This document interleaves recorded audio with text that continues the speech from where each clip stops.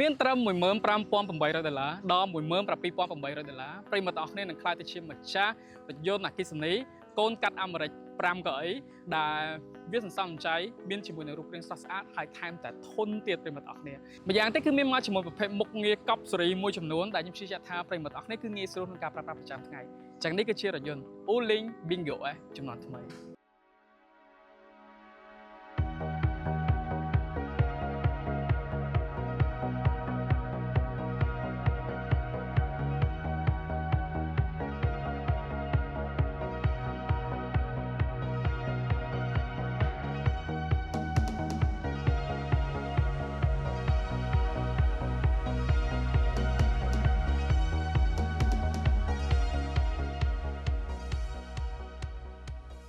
អូខេប្រិមត្តអស់គ្នាចឹងនេះគឺជារថយន្ត Wuling Bingo S ចំនួនថ្មីដែលបានធ្វើការផ្លាស់ប្ដូរជាមួយរូបរាងគឺទាំងស្រុងតែម្ដង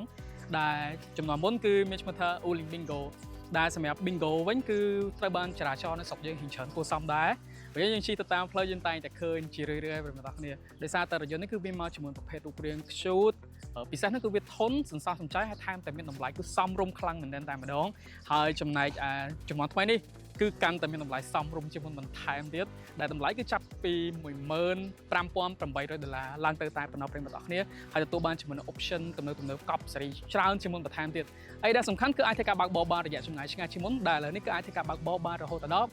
430គីឡូម៉ែត្រដល់ប្រិមត្តអស់គ្នាសម្រាប់រយៈចម្ងាយរ៉េងអញ្ចឹងមុននឹងយើងចាប់ផ្ដើមចូលទៅដល់និយាយតាក់ទងជាមួយរូបរាងខាងក្រៅនៃរថយន្ត Wuling Bingo S នេះប្រិមត្តអស់គ្នាខ្ញុំនឹងណែនាំប្រិមត្តអស់គ្នាទៅស្គាល់តាក់ទងជាមួយនឹង brand Wuling បន្តិចសិនពីព្រោះតែមុនហ្នឹងខ្ញុំនិយាយថា Wuling ហ្នឹងគឺជារថយន្តកូនកាត់អាមេរិកអញ្ចឹងប្រហែលជាឆ្ងល់ថាហេតុអីបានជារថយន្តនេះជារថយន្តកូនកាត់អាមេរិកដែរអញ្ចឹងទៅខ្ញុំទាំងអស់គ្នាអញ្ចឹងសម្រាប់ Wuling គឺជាក្រុមហ៊ុនផលិតយន្តមួយរបស់ប្រទេសចិនដែលបានផលិតឡើងតាំងពីឆ្នាំ1982មកម្ល៉េះអញ្ចឹងមកទល់ពេលនេះគឺមានអាយុកាលគឺ44ឆ្នាំហើយដែលដំបូងឡើយគឺក្រុមហ៊ុននេះជោគជ័យខ្លាំងមែនទែនតែម្ដងទៅលើការផលិតយន្តបែបលក្ខណៈគ្រួសារដូចជាប្រភេទ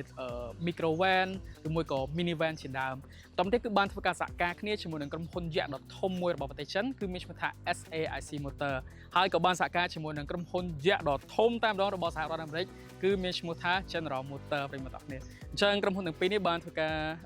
merge បញ្ចូលគ្នានិងមានឈ្មោះថ្មីថា SAIC GM Wuling Automobile ហើយក៏គេហៅកាត់ថា SGMW ដល់សប្តាហ៍ថ្ងៃនេះហើយក្រុមហ៊ុននេះក៏ជាក្រុមហ៊ុនដែលផលិតរថយន្ត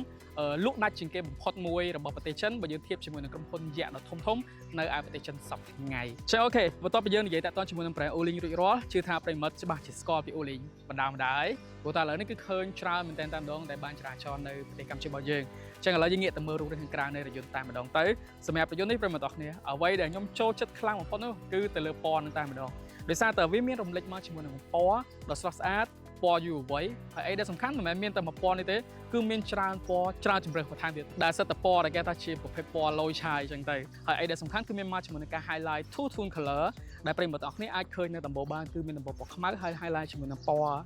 main color អញ្ចឹងទៅហើយចូលដល់តាក់ទងជាមួយនឹងផ្នែកខាងមុខ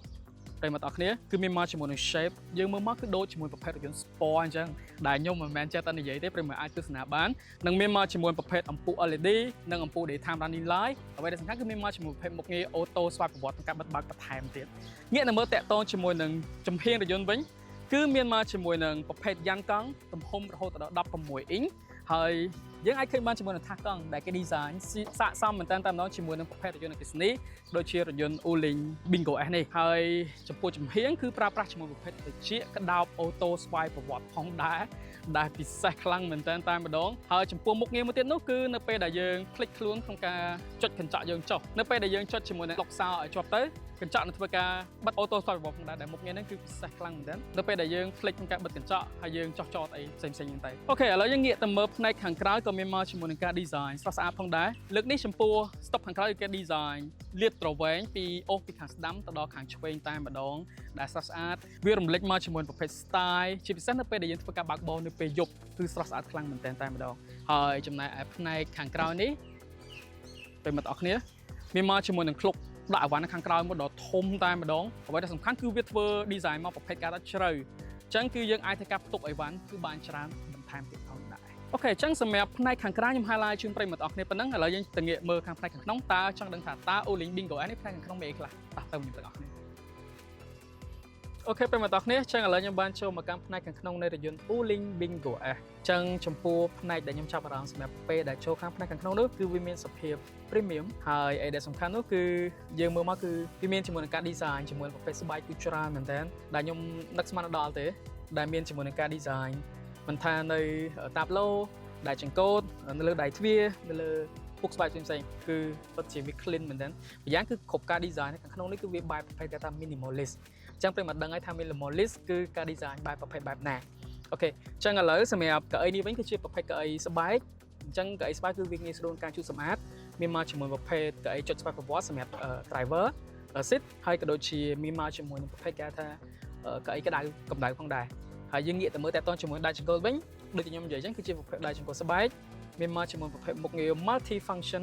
ដែលអាចឲ្យយើងបញ្ជានៅលើដៃចង្កូតបានអញ្ចឹងគឺយើងបើកបោះឲ្យគឺងាយស្រួលមែនតើហើយអីដែលសំខាន់នោះគឺដៃចង្កូតនេះគឺប្រើប្រាស់ជាមួយប្រភេទគេហៅថា motor ដើម្បីធ្វើការមកជំនួយក្នុងការបើកបោបន្ថែមទៀតសំខាន់គឺវាងាយស្រួលហើយក៏ដូចជាវាផាសុខភាពនៅពេលដែលយើងធ្វើការបើកបោ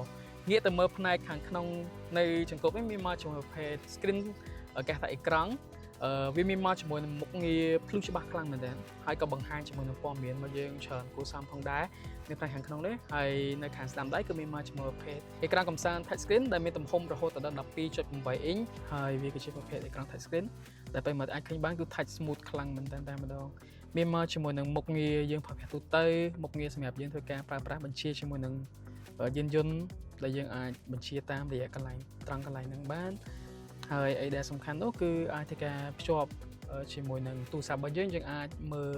ទាក់ទងជាមួយនឹងវីដេអូស្ដាប់បទចម្រៀងមើល map មើលអីតាមរយៈក្នុងទូរស័ព្ទហ្នឹងហើយអីដែលសំខាន់ទៀតនោះគឺមានមកជាមួយប្រភេទកាមេរ៉ាមួយជុំរយន្តតែម្ដងដែលយើងអាចឃើញបានអញ្ចឹងយើងចង់មើលកន្លែងណាយើងអាចធ្វើការបញ្ជាមើលតាមនឹងបានពេលម្ដងនេះហើយសម្រាប់កាមេរ៉ាក៏វាមានសភាពច្បាស់ល្មមគួរសមដែលងាយស្រួលក្នុងការសម្រាប់ឲ្យយើងធ្វើការចោះចតអូខេចឹងតើតើពី screen កំសាន្តយើងបាននិយាយរួចរាល់ហើយតើតើជាមួយនឹង console កណ្ដាលនេះឥឡូវនេះគឺឡើងមានមកជាមួយនឹងប្រភេទដៃចង្កូតដែលគេ design នៅនេះហើយគេ design នៅកន្លែងត្រង់ចង្កូតនេះវិញម្ដងចឹងសម្រាប់នៅពេលដែលយើងដាក់លេខអីគឺវាងាយស្រួលហើយវារហ័សជាងមុនចឹងណាហើយកណ្ដាលនេះគឺជំនួសមកវិញជាមួយនឹងប្រភេទគេថា wireless charging ដែលជាឆ្នាំងសាកអត់ប្រើប្រាស់ជាមួយនឹងខ្សែទេឆ្នាំងសាកនេះគឺវាមានការសាករហូតដល់50វ៉ាត់ឯណោះពេលមកដល់នេះអញ្ចឹងនៅពេលដែលយើងសាកថ្មគឺវាមានសភាពលឿនហើយមានមកជាមួយនឹងខ្យល់បញ្ចេញមកដើម្បីធ្វើការជួយបញ្ចុះកម្ដៅសម្រាប់ទូរស័ព្ទនៅពេលដែលយើងសាកថ្មបន្ថែមទៀតហើយកន្លែងនេះទូទៅមានមកជាមួយនឹង cup holder មានមកជាមួយនឹង armrest ហើយ